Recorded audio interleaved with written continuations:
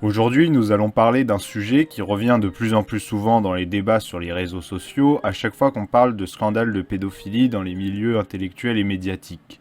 Dans la seconde moitié du XXe siècle, la gauche, de manière générale, aurait défendu la pédophilie.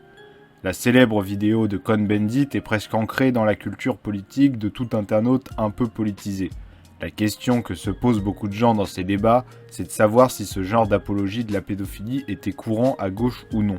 Ces débats sur l'histoire récente de la gauche sont revenus avec la Manif pour tous et surtout plus récemment avec les polémiques sur Gabriel Matzneff puisque Matzneff est un des grands noms ayant à l'époque défendu la pédophilie. La gauche est-elle donc pédophile ? Les gens de droite ont tendance à simplifier et à faire des approximations grossières dans ce débat, tandis que les gens de gauche, eux, ont plutôt tendance à minimiser, voire à être dans une posture négationniste, ou comme souvent à ne pas du tout maîtriser le sujet et à ne pas voir de quoi on parle.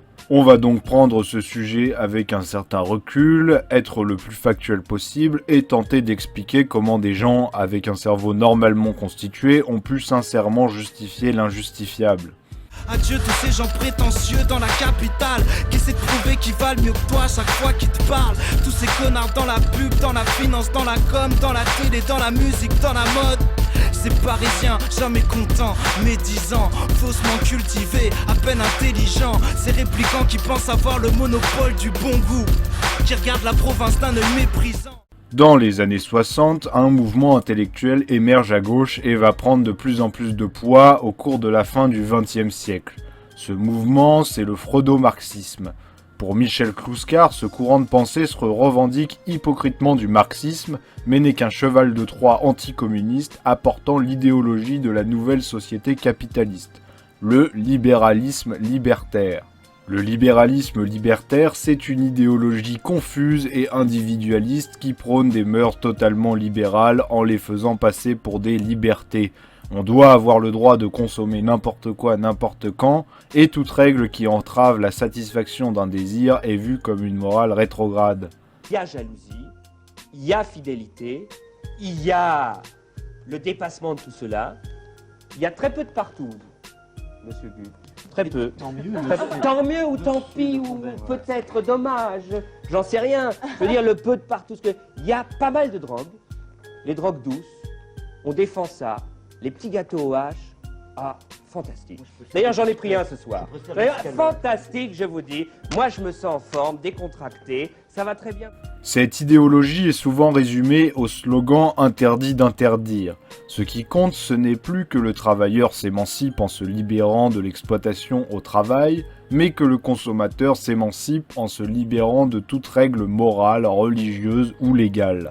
Je résume évidemment parce que les thèses de Clouscar mériteraient plusieurs heures de vidéo et il y a énormément de subtilités et de sujets abordés. Mais si vous avez le temps et la patience, allez lire ces bouquins, ça vaut vraiment le détour. L'important, c'est que vous compreniez que cette idéologie qui prône une libération par l'individualisme et par la satisfaction de tous les désirs va devenir peu à peu une tendance dominante chez les sociodémocrates, les anarchistes et les communistes occidentaux. Dans cette même période des années 60 et 70, il y a ce qu'on appelle la révolution sexuelle.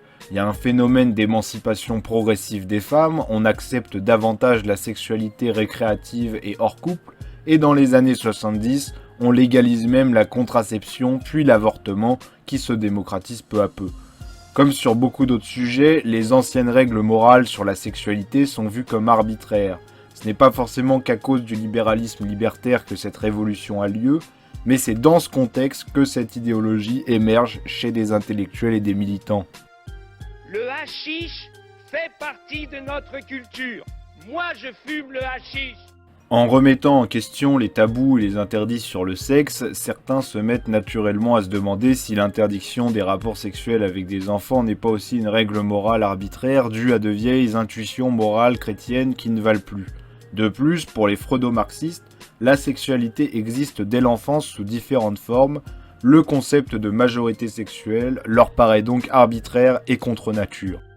Adieu les journalistes qui font dire ce qu'ils veulent aux images, vendraient leur propre mère pour écouler quelques tirages. Adieu la ménagère devant son écran, prête à gober la merde qu'on lui jette entre les dents, qui pose pas de questions tant qu'elle consomme, qui s'étonne même plus de se faire cogner par son homme. Vous savez que la sexualité d'un gosse, c'est absolument fantastique. C'est quand même, il faut être honnête, sérieux. Un petit gosse. Moi, j'ai travaillé avec avant les tout petits, là, les tout petits, c'est autre chose, mais avec des gosses qui avaient entre 4 et 6 ans. Vous savez, quand une petite fille de 5 ans et demi, commence à vous déshabiller, c'est fantastique. C'est fantastique, parce que c'est un jeu absolument érotico-maniaque. J'ai jamais vu quelque chose d'aussi horrible. Il faut savoir que Daniel Cohn-Bendit et son addiction au hashish n'étaient pas le seul à défendre la pédophilie. Je vais vous parler de quelques exemples de grands médias et d'intellectuels de gauche ayant publiquement défendu la pédophilie.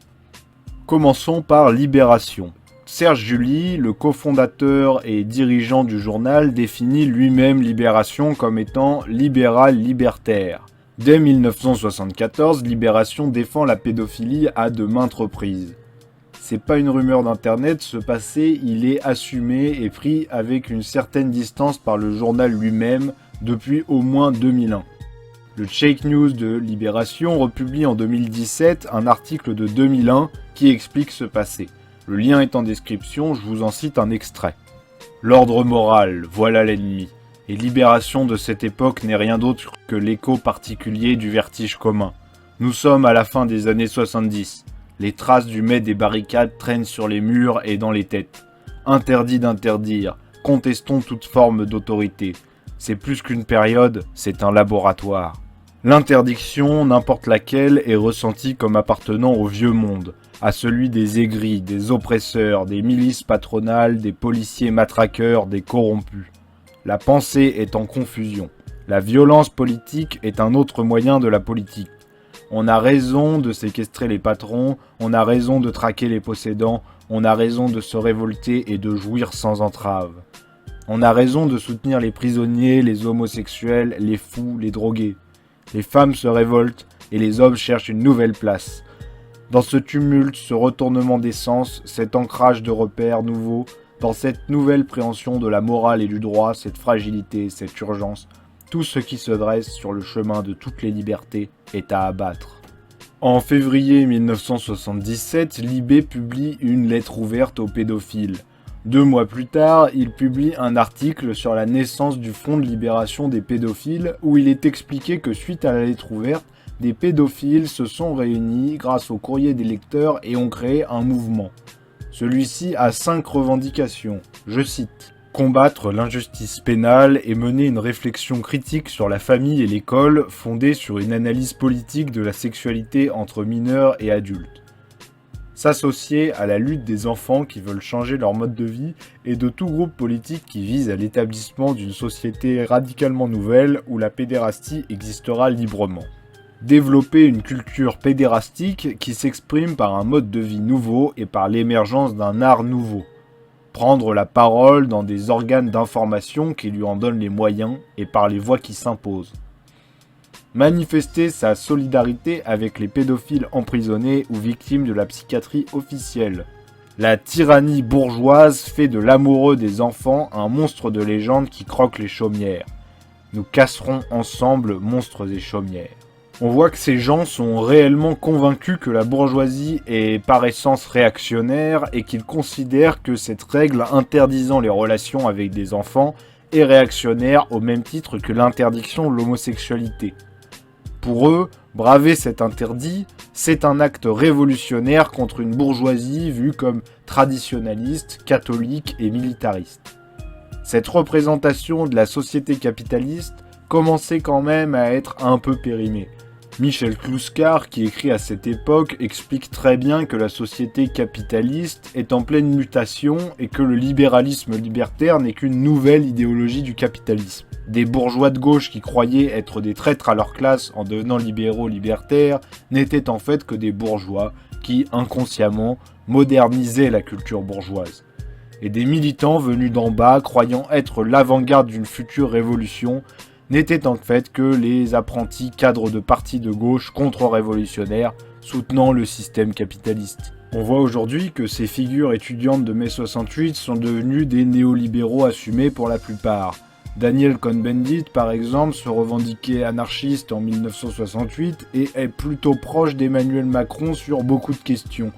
Il n'est pas passé de libertaire à libéral, il a toujours été libéral-libertaire. Tout le monde me dit ouais, enfin, Cohn-Bendit, il a rejoint Macron. Je dis non. Pour moi, dans mon fort antérieur, c'est lui qui m'a rejoint sur l'Europe. C'est pour ça que quand on me dit tu fais la claque à la Sorbonne, son discours, je m'applaudis moi-même. Je trouve qu'il y a dans ce discours des choses qu'on a discutées ensemble. C'est ça qui me fascine.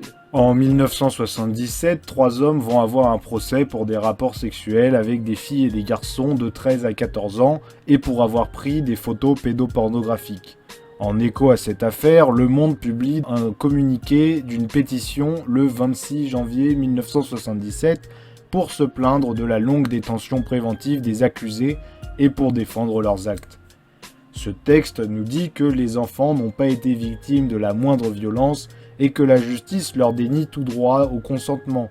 Cette tribune prétend aussi que les nouvelles lois françaises sont en contradiction avec les anciennes, car les filles de 13 ans auraient le droit à la pilule en France depuis la loi Veil, mais pas le droit d'avoir des rapports sexuels.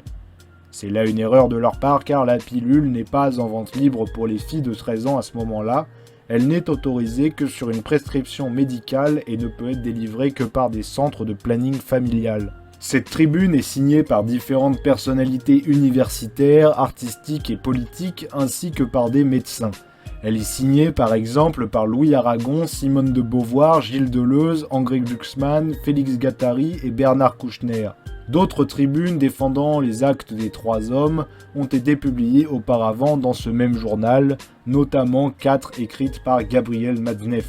En 1976, Le Monde publie des correspondances du courrier des lecteurs dans lesquelles on voit que certaines personnes de leur lectorat sont tout de même choquées par les tribunes de Matzneff. Le 23 mai 1977, Le Monde lance un appel pour demander un changement du code pénal afin de ne plus interdire les rapports homosexuels pour ceux qui ont entre 15 et 18 ans, afin que l'homosexualité n'ait pas de traitement particulier dans la loi par rapport à l'hétérosexualité. Cet appel à changer la loi est signé par 80 personnalités, dont celle évoquée précédemment. Contrairement à ce qu'on entend souvent, non, cette tribune ne demande pas la légalisation de la pédophilie, les gens confondent probablement avec d'autres tribunes de la même année. Mais il est important de noter qu'à cette époque, les gens qui défendent la pédophilie sont souvent aussi ceux qui défendent l'homosexualité. Vous allez voir, ça aura son importance pour la suite. Françoise Dolto est une psychanalyste française qui nous explique en 1977 que les relations sexuelles d'un enfant ou d'un adolescent avec un adulte causent toujours un traumatisme psychologique profond. Ça ne l'empêche pas, 2 ans plus tard, de faire l'apologie de la pédophilie incestueuse où elle explique que, dans une relation sexuelle entre un père et sa fille, la fille est toujours consentante et que ça signifie que son père l'aime.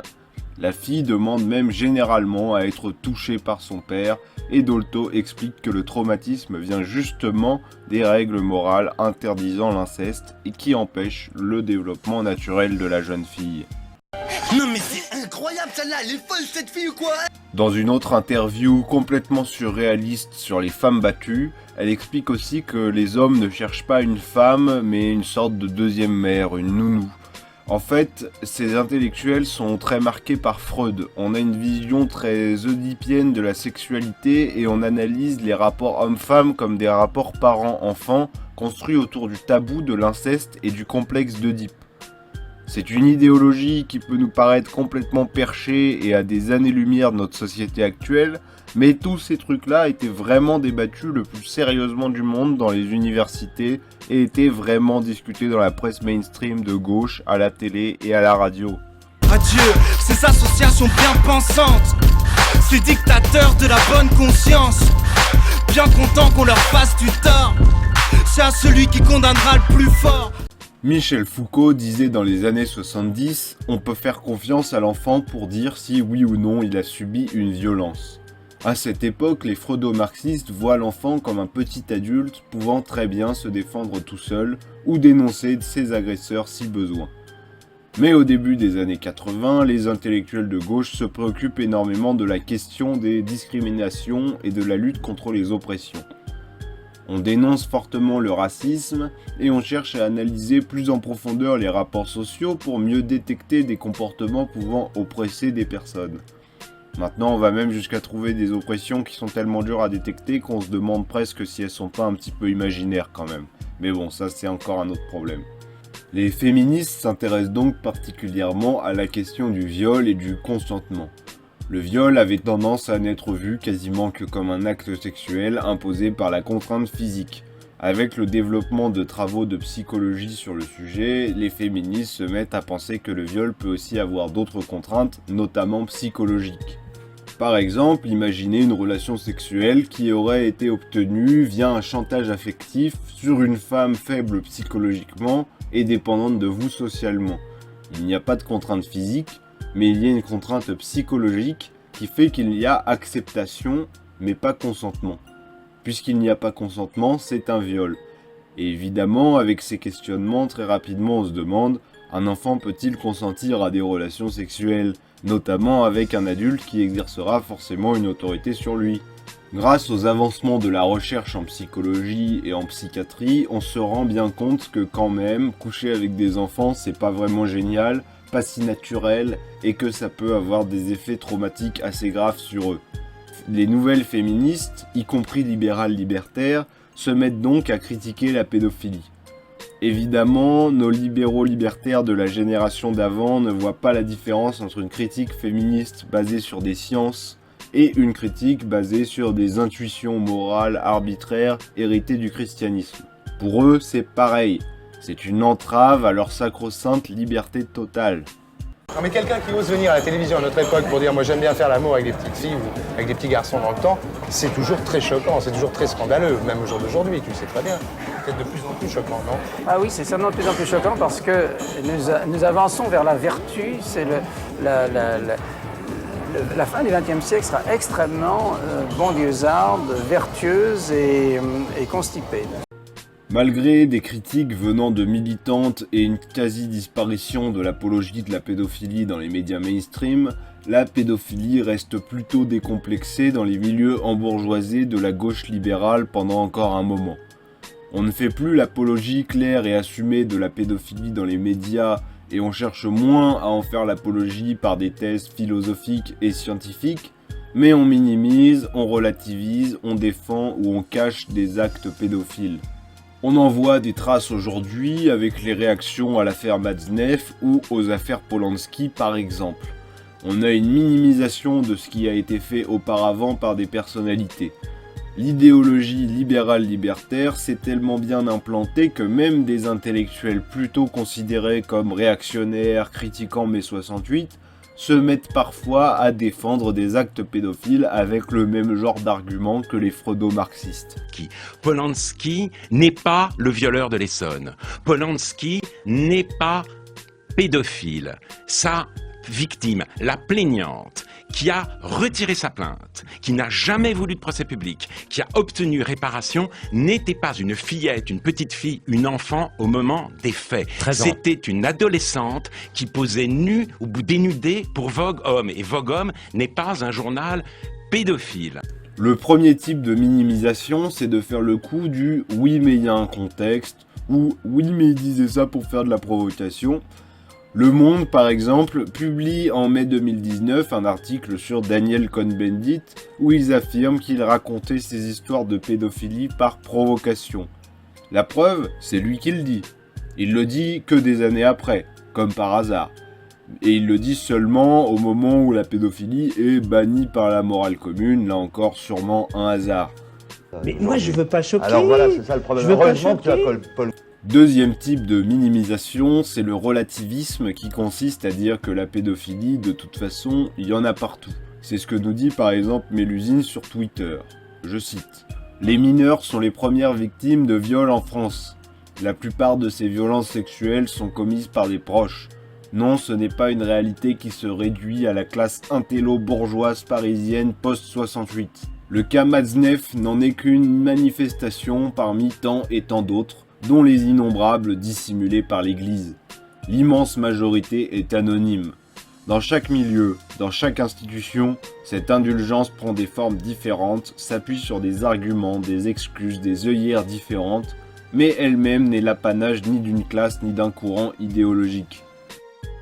Elle a en partie raison, mais elle oublie complètement le contexte.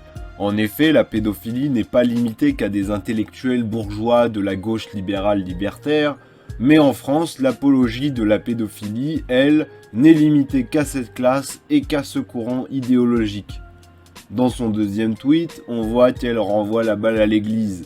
L'Église connaît effectivement ces affaires de pédophilie, mais dans notre histoire récente, jamais la branche française de l'Église catholique ni le Vatican n'ont officiellement défendu un droit à la pédophilie, demandé des réformes de la loi ou théorisé des thèses scientifiques et philosophiques légitimant cette pratique sexuelle.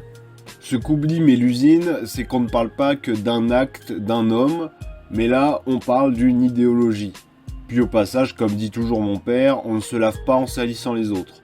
Inconsciemment, Mélusine relativise et surtout dépolitise complètement la question de la pédophilie dans la gauche de la fin du XXe siècle, sûrement plus par méconnaissance du sujet que par malhonnêteté d'ailleurs. Adieu lesbiennes refoulées, surexcitées, qui cherchent dans leur féminité une raison d'exister. Adieu ceux qui vivent à travers leur sexualité. Danser sur des chariots, c'est ça votre fierté. On a vu que l'apologie de la pédophilie était très liée à la question des libertés sexuelles et donc de l'homosexualité qui faisait débat à cette époque. C'est justement, comme on l'a vu, dans des courants défendant une liberté sexuelle totale que la pédophilie était considérée comme légitime. Et que cette apologie de la pédophilie était partagée par beaucoup de militants défendant les homosexuels ou étant eux-mêmes homosexuels. Il fut donc assez logique pour les réactionnaires de l'époque de faire un nouvel amalgame entre homosexualité et pédophilie.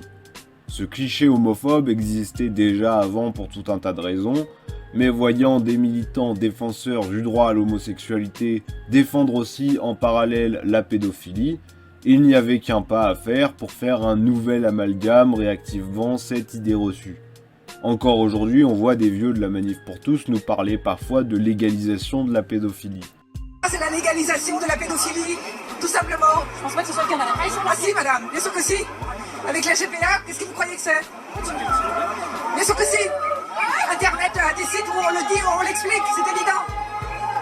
On a des gens en France, milliardaires, qui sont tout simplement là d'aller en Thaïlande. Il est où le rapport? Je vois pas. Vous voyez pas? Non.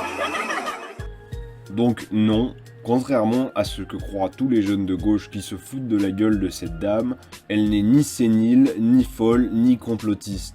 Elle se souvient juste que dans sa jeunesse, le jeune mouvement LGBT avait pas mal de gens faisant l'apologie de la pédophilie. Bien sûr, ce n'étaient pas tous les militants comme on l'a vu, mais c'était une partie non négligeable d'entre eux. Vu qu'elle n'a pas forcément mis à jour ces infos, elle doit s'imaginer que ça n'a pas changé ou que cette apologie de la pédophilie continue chez les LGBT mais de manière non assumée. Quand même, il y a encore aujourd'hui un petit mouvement minoritaire, les MAP, Minor Attracted People.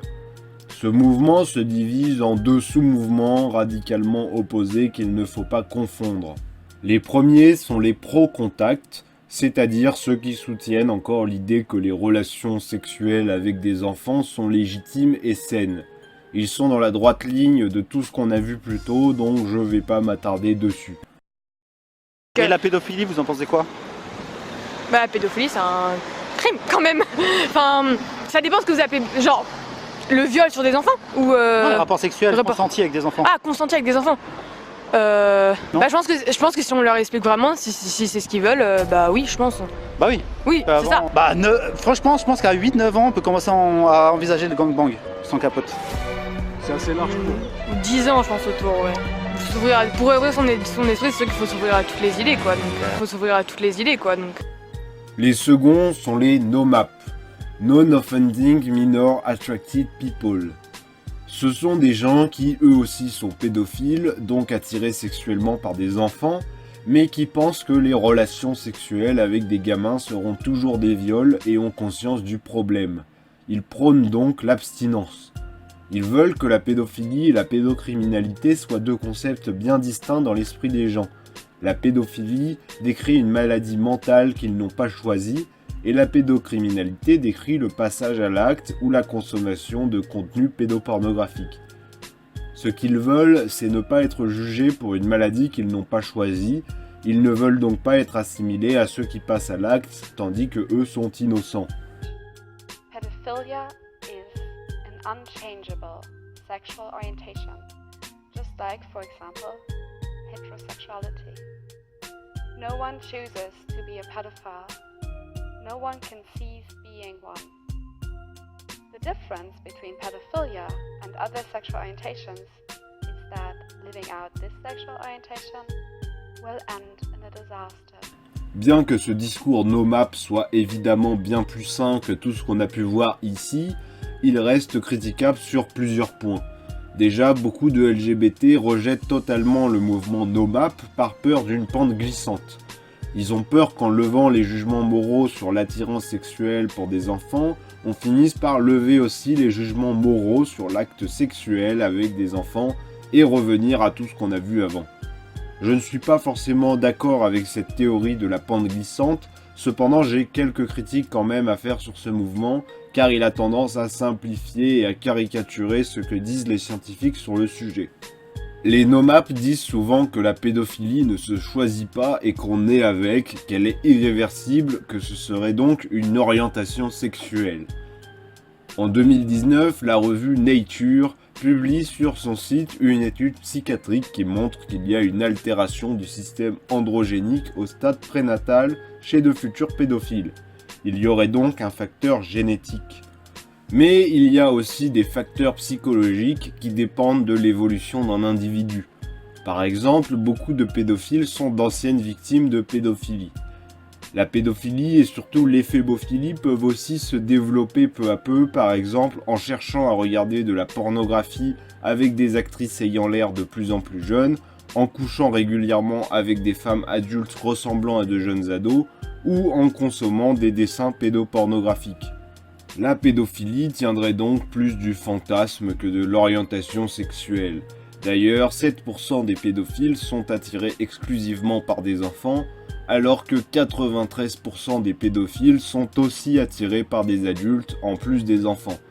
Donc le cliché du pédophile marginal qui se sent seul et qui est omnibulé par les enfants n'est pas forcément si réaliste que ça. Les fantasmes peuvent aussi avoir des composantes culturelles, mais bon là je passe les détails parce que ça risque d'être long, pas forcément utile et bourré de trucs qui font pas du tout consensus scientifiquement. Voilà des recherches qui relativisent pas mal le discours NoMap comme quoi un pédophile serait forcément né comme ça. La pédophilie est une maladie multifactorielle qui peut être prise en charge par des psychiatres et qui, selon les facteurs, peut être largement atténuée, notamment si elle est due à un traumatisme d'enfance. Le discours des NoMap est positif dans un sens car il prône l'abstinence et parle de cette question sans tabou, mais il reste quand même critiquable parce qu'en définissant la pédophilie comme quelque chose d'inné, il peut convaincre des pédophiles qu'ils n'ont pas à se faire suivre psychiatriquement alors qu'ils en auraient bien besoin. Plutôt que ce discours de déresponsabilisation, il serait au contraire mieux d'en parler en motivant les personnes atteintes de pédophilie à consulter un spécialiste. Je précise tout de même que dans ce mouvement MAP, il y a aussi pas mal de trolls de l'extrême droite, de 4chan ou du 1825 qui essayent de gonfler artificiellement ce mouvement sur les réseaux sociaux avec de faux comptes afin de ridiculiser les mouvements LGBT ou juste de s'amuser parce qu'au fond, quand même, c'est assez drôle de troller, on va pas se mentir. Ces trolls, on les reconnaît souvent au fait qu'ils ne connaissent pas du tout le sujet et ne font pas bien la différence entre les pro-contacts et NoMap et mélangent donc un peu n'importe comment les arguments des deux courants. Ils publient aussi des tweets et des images qui ont clairement pour but de provoquer une réaction de dégoût et non réellement de parler de pédophilie sans tabou comme le veulent les NoMap et les pro-contacts.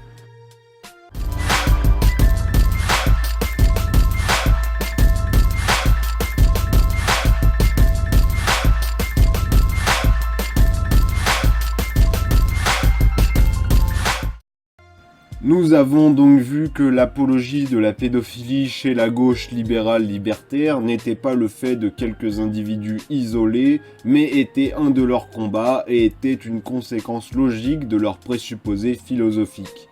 Cependant, elle ne faisait pas totalement consensus et au fil du temps, de moins en moins de gens ont fait l'apologie de la pédophilie. Cette apologie de la pédophilie est la face sombre de la révolution sexuelle. Il ne faut cependant pas jeter le bébé avec l'eau du bain. Sans les libéraux libertaires, on aurait eu bien du mal à mener le combat pour l'homosexualité. En effet, à gauche, l'homosexualité était surtout défendue par les libéraux libertaires. Dans le bloc de l'Est, l'homosexualité était généralement interdite ou limitée, et on n'allait pas attendre Che Guevara et Fidel Castro puisqu'ils envoyaient les hippies et les homos dans des camps de travail. Et puis on va te trouver du travail, tu verras, avec mes amis on trouvera du travail. Tu vas gagner ta vie, tu pourras faire tout ce que tu veux, tu seras heureux. Pour les hippies c'est normal vu que personne les aime, mais avouez que pour les homos c'est un peu dur. Il faut donc reconnaître ce passé, mais éviter les amalgames. Aujourd'hui, une majeure partie de l'intelligentsia de gauche reconnaît que la pédophilie est quelque chose d'intolérable dans la société et critique ça sans aucun problème. Enfin, sauf pour Rochdale, et pour Rotherham, et pour Telford. Bon, sur ce, je vous laisse, et surtout, n'oubliez pas que Jeffrey Epstein ne s'est jamais suicidé.